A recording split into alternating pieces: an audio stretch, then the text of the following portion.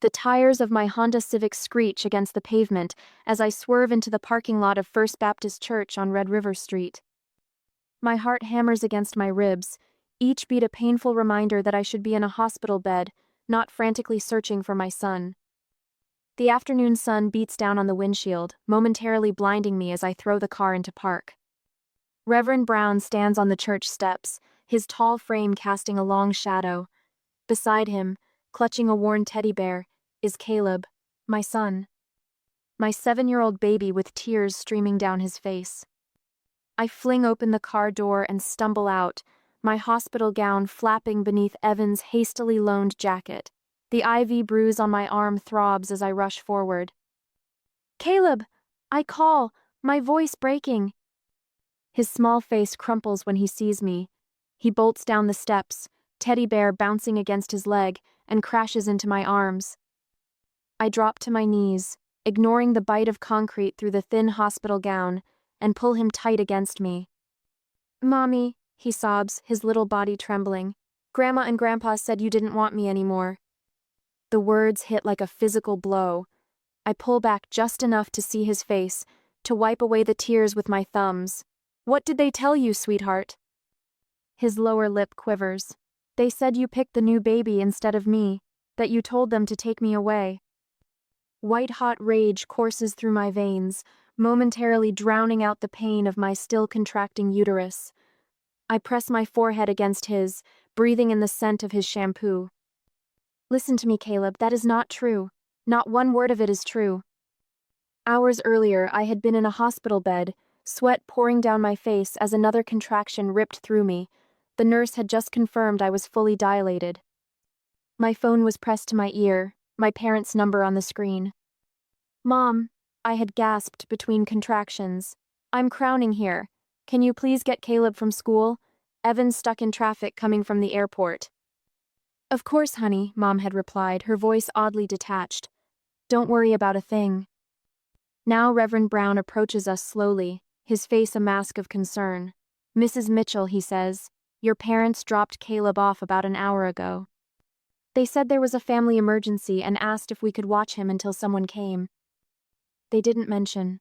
He glances down at my hospital gown at the obvious signs that I'd just given birth. "May I see the security footage?" I ask, my nurse's training kicking in, seeking evidence, documentation. Inside the church office, Caleb sits with the secretary who offers him apple juice and cookies. I stand behind Reverend Brown as he cues up the footage on a desktop monitor. The timestamp reads 2:17 p.m. My parents' silver Buick pulls up to the curb. Dad gets out, opens the back door. Caleb climbs out, backpack and teddy bear in tow. No lingering hug. No comforting words. Dad simply ushers him toward the church steps where Reverend Brown greets them. A brief exchange of words, Dad gesturing emphatically. Then he returns to the car, and they drive away. Just drive away. I fumble for my phone, dial my mother's number with shaking fingers. It rings once before disconnecting. I try again, straight to voicemail. I try my father's phone, the same. "They blocked me," I whisper, disbelief washing over me. A text notification appears on my screen, from Dad's number. "You picked money over family. Now you know what it feels like to lose one." The room spins. Money over family? The $60,000 loan Justin had demanded for his failing business venture. The money Evan and I didn't have enough without emptying Caleb's college fund and the savings for the baby's delivery. My phone buzzes with an incoming call. Evan. "I've got Emily," he says, his voice tight with worry. "The nurses are freaking out. Where are you?" "First Baptist. I manage. My parents abandoned Caleb here. Told him I didn't want him anymore." A sharp intake of breath from Evan. "I'm coming now." 20 minutes later, Evan's SUV pulls up. He rushes in carrying our newborn daughter, Emily, still wrapped in her hospital blanket. He hands her to me with gentle care, then kneels to embrace Caleb. I stand in the church foyer, hospital gown stained with postpartum blood, newborn daughter in my arms, watching my husband comfort our devastated son. I think of all the times I've made excuses for my parents' behavior, all the times I've swallowed their criticism and manipulation for the sake of family. I look down at Caleb's tear-stained face, then at Emily's perfect, sleeping one. No one will ever hurt you like this again. I promise them both, my voice steady despite the earthquake happening inside me. Not even family. Some wounds cut too deep for forgiveness. Some betrayals can never be undone. And some calls, like the one I'm about to make to a lawyer, are absolutely right. At the present, the sunlight filtering through our Muller neighborhood home's kitchen window does nothing to warm the chill that settled in my bones this past week. I rock Emily against my chest, her tiny fingers curled around my pinky as I watch Caleb. He sits hunched at the coffee table, crayon gripped too tight in his small fist, drawing with the kind of quiet that no 7-year-old should possess. "Buddy, you want some apple slices?" I ask. He shakes his head without looking up. The blue crayon snaps between his fingers. At the kitchen table, Evan mutters under his breath. Papers spread across the oak surface like accusations. His laptop casts a blue glow on his face as he tabulates numbers, his jaw muscles flexing beneath day-old stubble. "Greer." His voice pulls me from the trance of watching Caleb. "Come look at this." I transfer Emily to her bassinet and cross to the kitchen, bare feet silent against the hardwood. Evan's finger traces a line on his spreadsheet, tapping at a column of red numbers. $19,500, he says. "That's what we've given Justin over the last 3 years. My stomach drops. That can't be right. Every penny documented. The truck loan? That was $8,000. The business investment from last summer? $5,000. And all those small loans in between. The memories flicker in my mind like heat lightning. Justin's desperate phone calls, Dad's pointed comments about helping family, Mom's sighs about my selfish choices. 3 weeks ago, I whisper. The memory envelops me. Justin standing in this same kitchen, baseball cap twisted in his hands, eyes bloodshot. 60,000, he'd pleaded. The logistics startup is struggling, but with this capital injection, we'll turn the corner. Justin, that's Caleb's college fund and Emily's delivery money, I'd explained. We just can't. His face had hardened, hat brim crumpling between white-knuckled fingers. If you don't help me, I'll tell Mom and Dad you've abandoned the family. The threat hanging between us, heavy as a storm cloud. You know how they feel about family loyalty? Now Evan points to another document on his screen. Did you know your parents co-signed Justin's apartment lease? And his new truck loan? The kitchen phone rings, its shrill tones startling Emily. Evan taps the speaker button without checking the caller ID. How dare you choose money over your brother's future? My father's voice fills the kitchen, each word a hammer blow. Evan lunges for the volume control as I glance toward Caleb, who's frozen mid-crayon stroke. Howard, we're not having this conversation right now, Evan says, voice tight. You put Brenda in bed with her blood pressure through the roof? Dad continues. After everything we've done for you, Greer? I reach past Evan and punch the disconnect button. The silence afterward pulses like a bruise. Caleb hasn't moved, his back a rigid line of tension. It's okay, sweetie, I say, moving toward him. Everything's fine. But his eyes tell me he doesn't believe me. Not anymore. Evan retreats to his office, returning minutes later with a determined set to his jaw. My parents are driving down from Dallas. They'll be here tomorrow. Relief floods my chest. George and Mary, with their practical kindness and firm boundaries, are exactly what we need. Sarah called while you were napping, Evan adds. She gave me a number for Jennifer Cole. Apparently, she's the attorney who helped her cousin with that restraining order last year. I rock Emily, who fusses against my shoulder. An attorney? For what? For whatever we need to protect our family. Evan's voice leaves no room for debate. The next morning, we sit across from Jennifer Cole in her austere office. Law degrees frame the wall behind her desk. I twist my wedding ring, the metal warm from constant fidgeting. Let me understand this correctly, Jennifer says, reviewing her notes. Your parents abandoned your 7-year-old son at a church while you were in active labor. They told him you didn't want him anymore, and now they're demanding access to both children and pressuring you about loans to your brother? Put so plainly, the facts land like body blows. They're my parents, I whisper, the words tasting bitter. My fingers trace the edge of her business card. But they abandoned my son when I was giving birth to my daughter. Jennifer's eyes, sharp as surgical instruments, meet mine. Family relationships are complicated, Mrs. Mitchell, but what they did crosses lines that no loving grandparent should approach. She outlines options in clear, precise terms, restraining orders, supervised visitation parameters, documentation requirements. Each possibility both terrifies and strengthens me. On the drive home, Evan reaches across the console to squeeze my hand. Whatever you decide, I'm with you. I stare at the sprawling Texas sky, thinking of Caleb's silent drawings, of Emily's tiny, trusting face, of my parents' easy willingness to weaponize a child's security. When does it end? I ask. When does family loyalty stop being a virtue and start being a prison? Evan's profile is resolute in the afternoon light. When it hurts the family you've built to protect the family you were born into. I nod, decision crystallizing like ice in my veins. The right call isn't always the easy one. Sometimes it's the hardest call of all. Listen to me, Caleb. That is not true. Not one word of it is true. Hours earlier, I had been in a hospital bed, sweat pouring down my face as another contraction ripped through me. The nurse had just confirmed I was fully dilated. My phone was pressed to my ear, my parents' number on the screen. Mom, I had gasped between contractions. I'm crowning here. Can you please get Caleb from school? Evan's stuck in traffic coming from the airport.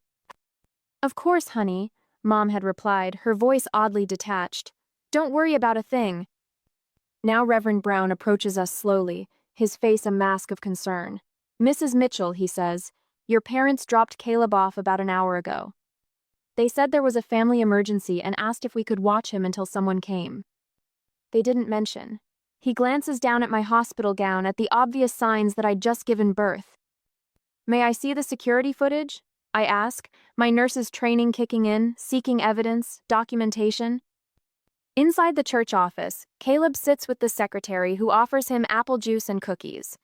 I stand behind Reverend Brown as he cues up the footage on a desktop monitor. Next day, the pounding on our front door reverberates through the house like thunder. I freeze, bottle halfway to Emily's mouth, her tiny fingers wrapped around my pinky. 3 weeks since her birth, and this is the first morning without Caleb waking up crying. Open this door right now, Greer. My father's voice booms from the porch. Emily's face crumples. I set the bottle down and cradle her closer, my heart hammering against my ribs. I've got it, Evan calls from his home office, already moving toward the door. His face hardens as he passes me, a muscle twitching in his jaw. Through the living room window, I spot Mrs. Dawson from across the street peering through her curtains. 2 doors down, the Harrisons pause their garden work, heads tilted toward our house. Lovely. An audience. Your phone not working? My father stands on our porch, hands on his hips, his face flushed with anger. My mother hovers behind him, her eyes red-rimmed, clutching her purse like it contains something precious. You're not welcome here, Evan says, his voice low and steady. I notice his right hand casually sliding into his pocket where his phone sits. Smart man. I move to stand beside him, Emily secure against my chest. You need to leave. We have rights as grandparents. My father's voice carries down the street. You can't keep our grandchildren from us. Rights? The word tastes bitter on my tongue. Like the right to abandon my 7-year-old at a church when I was giving birth? We didn't abandon him, Mom interjects, her voice wavering. We left him with Reverend Brown. You're twisting everything. Behind me, a floorboard creaks. I turn to see Caleb standing in the hallway, eyes wide with fear, clutching his teddy bear, the same bear he'd been holding at the church. Go to your room, sweetie, I say, keeping my voice steady despite the rage building inside me. Remember what we practiced? This is grown-up talk time. He hesitates, then nods and disappears down the hall. I hear his bedroom door close with a soft click. My father jabs his finger toward me. You're being irrational and emotional. This isn't about what happened at the church, this is about the money. The money Justin needed for his failing business, I ask? The $60,000 we don't have unless we empty our children's accounts? Your brother was counting on you, he snaps. Family helps family. Is that what you call what you did to Caleb? Helping family? Mom steps forward, tears spilling down her cheeks. After everything we've sacrificed for you, this is how you repay us? Something shifts inside me, a lifetime of guilt and obligation suddenly crystallizing into clarity. I stand taller, squaring my shoulders despite the weight of Emily in my arms. What you call sacrifice, I call obligation. What you did to Caleb was abandonment. You've always been so ungrateful, Dad says, his voice dropping dangerously. We gave you everything. Did you give me security? Unconditional love? The freedom to make my own choices? I shake my head. No, you gave me expectations, guilt, and the constant reminder that I would never measure up to what you wanted. We're leaving, Mom announces, her voice suddenly cold. But this isn't over. You're right about that, Evan says, finally removing his hand from his pocket. And we have this whole conversation recorded. Dad's face pales. You can't. Actually, we can. Texas is a one-party consent state, Evan explains, his voice calm. Now please leave our property before we call the police. They retreat to their car, whispering furiously. The neighbors don't even pretend not to watch anymore. Inside, I collapse onto the couch, cradling Emily close as my hands shake. It's starting, I whisper. What is? Evan sits beside me, his arm around my shoulders. The campaign. My voice sounds hollow even to my own ears. They'll tell everyone how terrible I am, how I'm keeping their grandchildren from them over money. My prediction proves painfully accurate. By afternoon, my phone buzzes with texts from cousins, aunts, uncles, family members I speak to maybe once a year, suddenly concerned about my mental state and poor choices. Aunt Patricia, I can't believe you deny your parents their grandchildren, after everything they've done for you. Uncle Robert, your mother is absolutely devastated. Is this really about that loan? Money over family? Cousin Stephanie, saw your parents' Facebook post. Are you okay? Sounds like postpartum depression might be affecting your judgment. The last one makes me laugh bitterly. I show Evan, who scrolls through Facebook until he finds a carefully worded post from my mother, expressing heartbreak over being cruelly separated from her beloved grandchildren by their struggling daughter. They're good, I admit, sinking into the kitchen chair. They've always been good at making themselves the victims. The doorbell rings and I flinch. It's okay, Evan says, checking his phone. It's my parents. George and Mary stand on the porch with suitcases, their faces lined with concern. Mary immediately takes Emily from my arms while George claps Evan on the shoulder. We came as soon as we could, Mary says, bouncing Emily gently. Dallas to Austin in record time. You didn't have to. Yes, we did, George interrupts, setting their bags by the stairs. Family shows up. Real family, not that toxic nonsense your parents are pulling. Their presence unlocks something in me: relief, gratitude, the stunning realization that this is what parents should be, people who show up without demands, who support without conditions. That night, a thunderstorm rolls through Austin.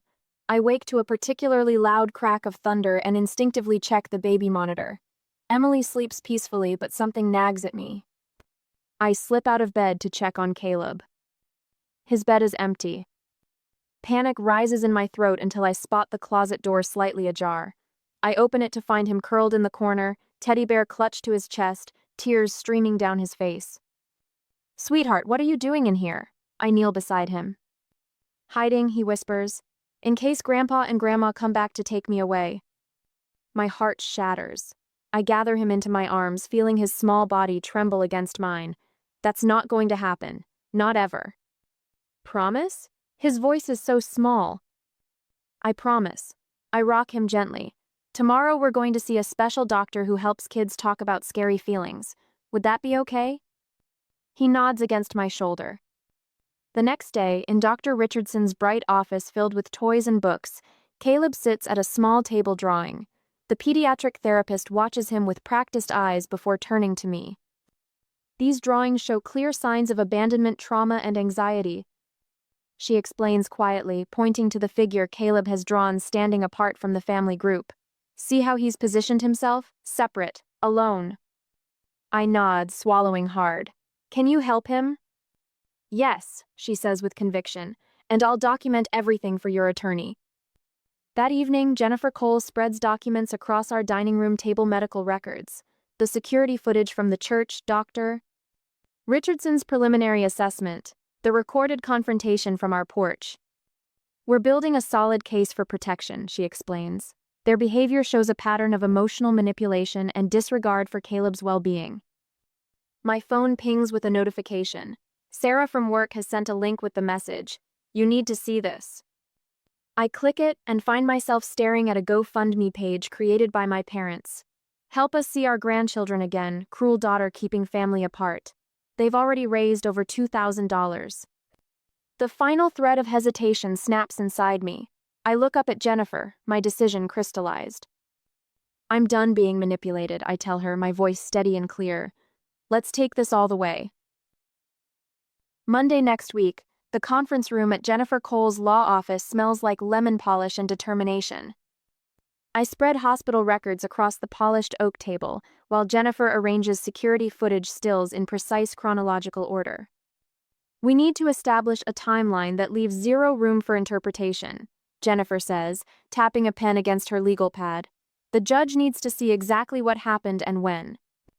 I nod, my fingers tracing the hospital discharge papers. The timestamp reads 2:03 p.m. 14 minutes before my parents abandoned my son at First Baptist. My stomach knots as I remember the feel of Emily crowning, the phone pressed to my ear, begging Mom to pick up Caleb from school.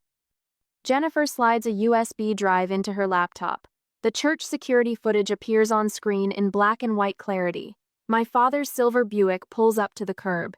Dad exits, opens the back door. Caleb climbs out, clutching his teddy bear and backpack. No hugs, no reassurances, just my father's hand on Caleb's back, pushing him toward the church steps where Reverend Brown waits. Words exchange. Dad returns to the car. They drive away. "Can you enhance the timestamp?" I ask. Jennifer clicks several keys. The numbers in the corner sharpen. 2:17 p.m. "This is damning," she says. "We have medical documentation showing you were in active labor at 2:03 p.m., and by 2:17 p.m., they've abandoned Caleb at the church." I swallow hard, pushing down the bile rising in my throat. They told him I didn't want him anymore, that I chose the new baby over him. Jennifer's eyes flash. "We're adding emotional abuse to the filing."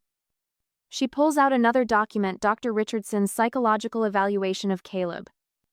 "I've read it so many times I know parts by heart. Patient exhibits clear signs of anxiety, fear of abandonment, and sleep disturbances consistent with acute emotional trauma. I remember finding Caleb curled in his closet during last week's thunderstorm, shaking, convinced Grandma and Grandpa would take him away in the storm. The memory sends fresh rage coursing through me." "What about the financial records?" Jennifer asks. I slide across the folder containing 5 years of bank statements. Each withdrawal, each transfer to Justin highlighted in yellow. Nearly $20,000 over 3 years' money we scraped together from overtime shifts and tax returns. "This establishes a pattern," Jennifer says, examining the statements. "You've consistently supported your family, including your brother, despite modest means. It undermines their claim that you suddenly became selfish or money-obsessed." She assembles everything into a leather portfolio: the hospital records, security footage, Dr. Richardson's evaluation, Reverend Brown's formal statement describing Caleb as clearly abandoned and in distress, and the financial documents showing years of support to Justin. "I'm filing for an emergency restraining order today," Jennifer says. "The hearing is scheduled for Thursday morning." Thursday arrives with a sky the color of bruises. The courthouse looms, all limestone and columns. My parents arrive with their attorney, a pinch-faced woman in a charcoal suit. Justin trails behind them, hands jammed in his pockets, shoulders hunched. Mom spots me across the marble floor and straightens her spine, chin lifting. Dad stares straight ahead, jaw clenched. They look nothing like the parents who taught me to ride a bike, who bandaged skinned knees. They look like strangers. Inside the courtroom, their attorney paints me as a vindictive daughter. "Your Honor, my clients are loving grandparents being cruelly denied access to their grandchildren by a daughter holding financial grudges." Jennifer stands, calm as still water. "Your Honor, we have evidence that directly contradicts that characterization." The security footage plays on the courtroom monitor. My father's face hardens as he watches himself usher Caleb toward the church steps, then leave without a backward glance. Mrs. Mitchell was in active labor at Del Seaton Medical Center at this exact time, Jennifer explains, displaying my hospital records. Her parents abandoned their 7-year-old grandson after telling him his mother didn't want him anymore. The judge's expression changes as she reviews Dr. Richardson's evaluation and Reverend Brown's statement. She peers over her reading glasses at my parents. I'm granting the temporary restraining order, she announces. The respondents are to have no contact with either minor child pending the final hearing. Mom's face crumples. Dad's turns to stone. In the courthouse hallway, as we gather our things, Justin approaches. He looks hollowed out, dark circles beneath his eyes. Greer, I need to tell you something, he says, voice low. I tense, expecting another attack, another demand. They pressured me about the $60,000, he confesses. The business was already failing. I was just their pawn to get to you. The words hit like a physical blow. What? They knew you'd say no. They wanted you to say no. It was a setup. He runs a hand through his hair. I should have told you sooner. I stare at my brother, this stranger with familiar eyes. Why would they do that? Control. They're losing it with you. Your own family, your own life. He swallows hard. I'm willing to testify about their manipulation patterns. It's time I stood up too. I search his face for deception and find only exhaustion and regret. My ally from the enemy can't be unexpected, untrustworthy, but possibly essential. Why should I believe you now? I ask. You shouldn't, he answers, but the court will. Next week, Jennifer's hand rests on my shoulder, warm and steady. They'll try to provoke you, Greer. Remember what we practiced. Don't give them that power. I nod, smoothing invisible wrinkles from my charcoal pencil skirt. The courthouse hallway buzzes with whispered conversations and the squeak of dress shoes against marble.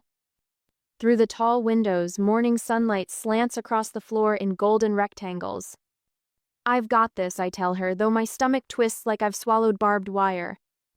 The courtroom doors open. My parents enter a spectacle designed for maximum sympathy. Dad pushes Uncle Walter in a wheelchair, his oxygen tank hissing softly. Mom guides Aunt Louise in another chair, her arthritic hands clutching a rosary. 4 elderly cousins I haven't seen in years trail behind them, all wearing expressions of wounded righteousness. Subtle, Evan mutters beside me. Jennifer's lips thin. Oldest trick in the book. We take our seats. The judge enters, and the proceedings begin with the sterile formality of legal rituals. I focus on my breathing 4 counts in, 4 counts out, just as Dr. Richardson taught Caleb for his anxiety attacks. Then Justin takes the stand. My brother looks 10 years older than his 36 years, his shoulders hunched beneath his navy suit. When he speaks, his voice carries unexpected strength. My parents have used money and family obligation as weapons for years. Justin stares directly at them. They trained us to believe love came with conditions. Greer was expected to be perfect. I was allowed to fail repeatedly. Mom's face contorts with rage. Dad scribbles furiously on a notepad, pushing it toward their attorney. Their lawyer rises, adjusting his tie. Isn't it true you've borrowed thousands from your sister? Your testimony is bought. A flash of shame crosses Justin's face, but he squares his shoulders. Yes, I owe her money. That's why my testimony means more. I'm here despite that. Because the truth matters more than what I owe her. The courtroom rustles with whispers. Justin catches my eye as he leaves the stand. For the first time in years, I see my actual brother, not the manipulated pawn he became. Jennifer stands, tablet in hand. Your Honor, I'd like to present Exhibit C. The overhead screen flickers to life. My father's text message appears, magnified for all to see. You picked money over family. Now you know what it feels like to lose one. A collective intake of breath sweeps the room. Uncle Walter removes his oxygen mask to stare at my father. Aunt Louise's rosary beads slip from her fingers, clicking against the floor. When Dad takes the stand, his voice booms with the practiced authority of a man accustomed to being believed. We were teaching her a lesson about family responsibility, he insists, jaw tight with indignation. Sometimes tough love is necessary. Jennifer approaches slowly. So you taught your daughter by abandoning your 7-year-old grandson when she was giving birth? Dad's eyes narrow. Children need discipline. Discipline? Jennifer's voice sharpens. Mr. Anderson, please explain how leaving a frightened child at a church and telling him his mother didn't want him anymore constitutes discipline. You're twisting my words. I'm using your own words from your text message. The judge removes her glasses, rubbing the bridge of her nose. The lines around her mouth deepen. In 30 years on this bench, I've rarely seen such callous disregard for a child's well-being. When the ruling comes, it falls like hammer blows. 12 months probation, $20,000 fine each, 3-year restraining order prohibiting all contact with minor children. Mom crumples, her sobs theatrical. Dad's face turns scarlet, a vein pulsing at his temple. The judge turns to me. Mrs. Mitchell, would you like to make a statement? I stand, legs steady beneath me. Family isn't a weapon. Love isn't conditional. My children deserve better than what I accepted for years. Outside, reporters cluster on the courthouse steps. I pause at the top, watching my parents push through the crowd toward their car. Wait, I call. They turn, hope flashing across their faces.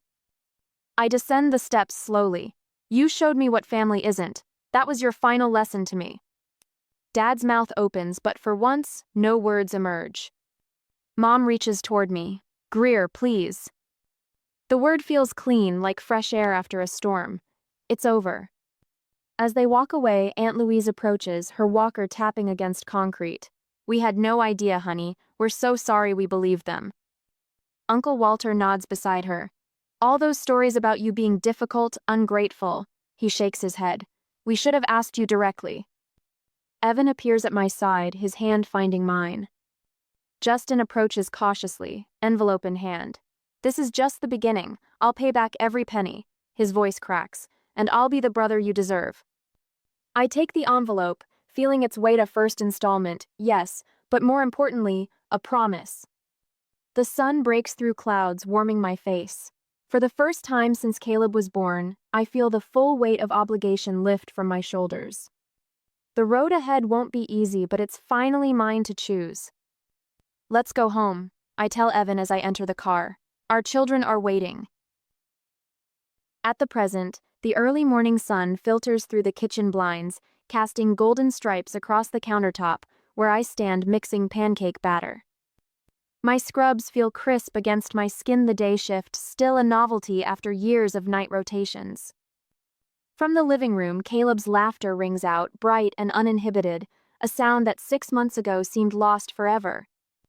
Mom, Dad says I can help hang the bird feeder after breakfast. I pour batter onto the sizzling griddle, inhaling the sweet aroma. Save some energy for homework later, buddy. Evan appears in the doorway, Emily cradled against his shoulder. My husband's dark hair stands in sleep-tousled spikes, his worn Texas Longhorns t-shirt spattered with formula. Someone refused her bottle until Daddy tried, he says, pressing a kiss against my neck as he passes. Conference call at 10, but I'll take her after so you can nap before your shift. I flip the pancakes, watching the perfect golden circles rise. 6 months ago, I could barely function, racing between hospital shifts, therapy appointments for Caleb, and court appearances.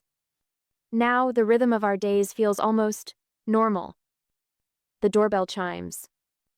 That'll be Mom and Dad, Evan says, meaning his parents. George and Mary Mitchell bustle in bearing grocery bags and wide smiles. They've rented a house 3 streets over, abandoning their Dallas condo to become the grandparents my children deserve. Something smells wonderful, Mary says, placing a container of fresh berries beside me. Her silver hair catches the light as she lifts Emily from Evan's arms. George settles at the table, immediately engaging Caleb about his model airplane. Those wing joints look perfect, Captain. The pancakes sizzle as I add another batch to the griddle, my chest tightening with unexpected emotion. This is what family should feel like: supportive, unconditional, warm. My phone vibrates. A text from Justin. Still on for Sunday dinner? Found vintage airplane decals for Caleb. I type back. Yes, 5 p.m. Bring your appetite. My brother comes monthly now, each visit accompanied by a check toward his debt. He works dispatch at a local logistics company, steady, responsible work. The man who shows up for Sunday dinners bears little resemblance to the desperate figure who once threatened our family stability. Later that afternoon, I stand in our backyard beneath the sprawling pecan tree, untangling a set of copper wind chimes. The metal catches sunlight, sending warm reflections dancing across the grass. Sarah, my fellow ER nurse, approaches from where she's been helping Evan with the grill. "Beautiful," she says, nodding toward the chimes. "How's Melissa doing? The new nurse you were mentoring?" I thread the thin nylon cord through copper tubes. Better since she established boundaries with her parents. I told her sometimes the strongest thing is knowing when to walk away. "You taught us all that lesson," Sarah says quietly. The breeze lifts my hair as I hang the chimes from a low branch. They tinkle softly, their music a gentle counterpoint to distant laughter from the house. Through the kitchen window, I can see them all: George teaching Caleb to properly set the table, Mary bouncing Emily on her hip, Evan arranging serving dishes, and Justin arriving with a small package tucked under his arm.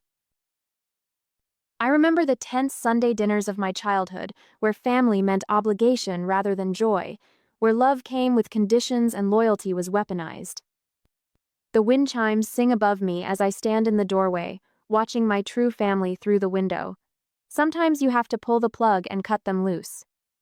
It's tough, but protecting my family was the right call.